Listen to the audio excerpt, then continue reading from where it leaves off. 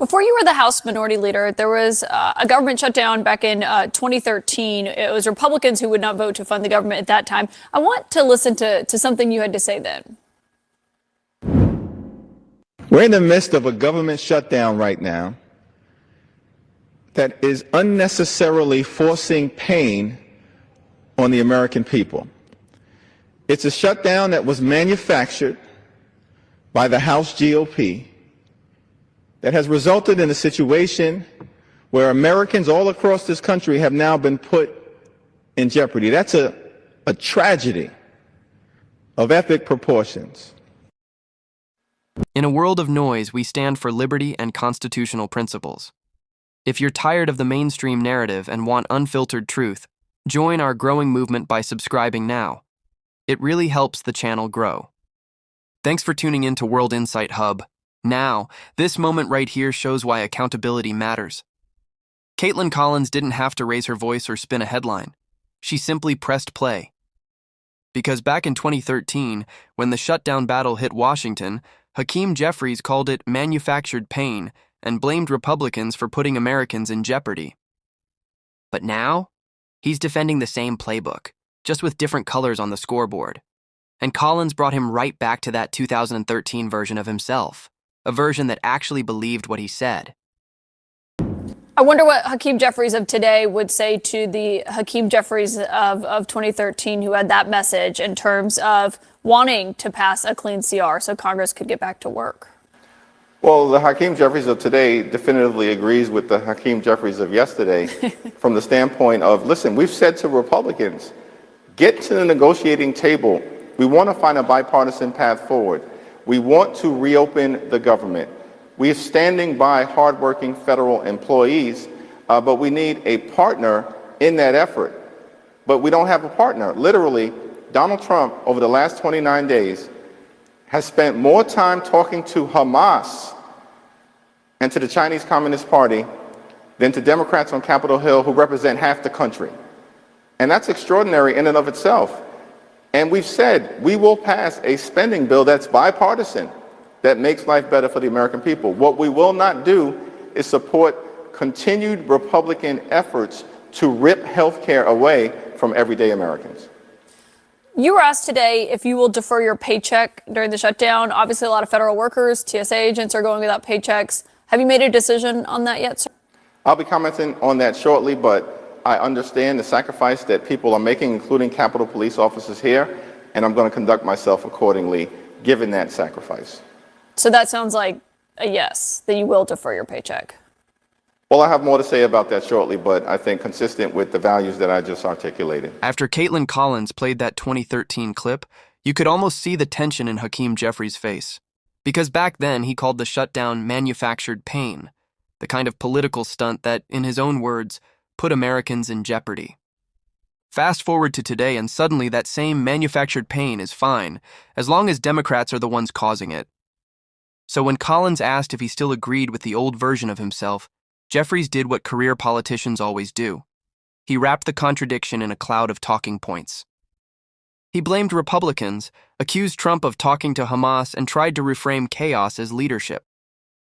It wasn't conviction. It was desperation dressed up as moral outrage. Then came the real test. Collins asked if he'd defer his own paycheck during the shutdown. And right there, the mask slipped. He dodged, stumbled, and promised to comment on that shortly. That's not leadership, that's evasion. Because when the people footing the bill are the ones feeling the pain, the least you can do is share in it. But instead, Jeffries proved what so many Americans already believe. Washington talks about empathy until it costs them $1. And that hesitation, that quiet refusal to lead by example, told us everything we needed to know. You tried to do that 13 times. And you voted no 13 times. This isn't a political game. These are real people's lives that we're talking about. And you all have just figured out, 29 days in, that, there might be some consequences. There are people who run out of money. Yeah, we're 29 days in. And they've done their best to make sure that a lot of these programs are funded. But at some point, the government runs out of money. 13 times, people over here voted to fund SNAP. 13 times they voted to fund WIC. My aching back. Finally realized this thing has consequences. Well, you know what? What Democrats are doing here. They're making plans to keep the shutdown going. Voted for the clean CR, the same measure that's on the floor now. He did the right thing, and he went on the floor of the Senate, and he gave an impassioned speech of why we could never inflict all this pain on the American people. He meant it from his heart, and he was consistent in what he had done over his 44 years in Congress, always voting to fund the government. But when he did the right thing in March, he received an onslaught of criticism from the far left base and the Democrat Party. He almost lost his job. Many of you wrote about it. He was in jeopardy of not winning his next reelection. That's how serious it was. So Chuck Schumer got a bunch of consultants and staff in a back room, and they concocted a plan, a political stunt. And they determined right then that the next time there was a funding measure, no matter how meritorious and no matter how much it would cause pain to the American people, that he would vote against it. He would show a fight to President Trump so he could save his political skin. It's exactly what happened. He did this so he could prove to his base that he's showing a fight. And as a result of this charade, he has brought the Democrats to their lowest point in decades. Literally, the Democratic Party has its lowest approval rating. Democrats in Congress have their lowest approval rating ever in the history of polling. Senator John Thune didn't need theatrics to make his point. He brought receipts.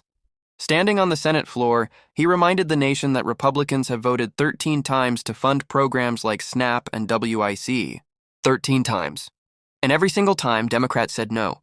This isn't about compassion, it's about control. Thune looked straight at his colleagues and said what millions of Americans are thinking. This isn't a political game. These are real people's lives. Because that's what this shutdown debate really exposes. A party that thrives on chaos, betting that public pain will buy them political power. And as the Democrats fumble to keep their narrative alive, Speaker Mike Johnson stepped forward with the kind of clarity Washington's been missing. He didn't sugarcoat it, he laid it bare. Johnson revealed how Chuck Schumer's team concocted a plan months ago to block funding no matter how much it hurt the American people, just to look tough against President Trump. It wasn't governance, it was political theater, a desperate attempt to save Schumer's image after he nearly lost control of his own party. Now, the consequences are undeniable. Democrats in Congress have hit their lowest approval rating in history, and Americans are finally seeing through the charade. Because while Schumer plays politics, families pay the price. And when the cameras fade, the truth stays the same. Leadership is about serving the people, not staging for headlines. Thanks for watching World Insight Hub. Stay sharp, stay curious, and don't forget to smash the like button and subscribe. See you next time.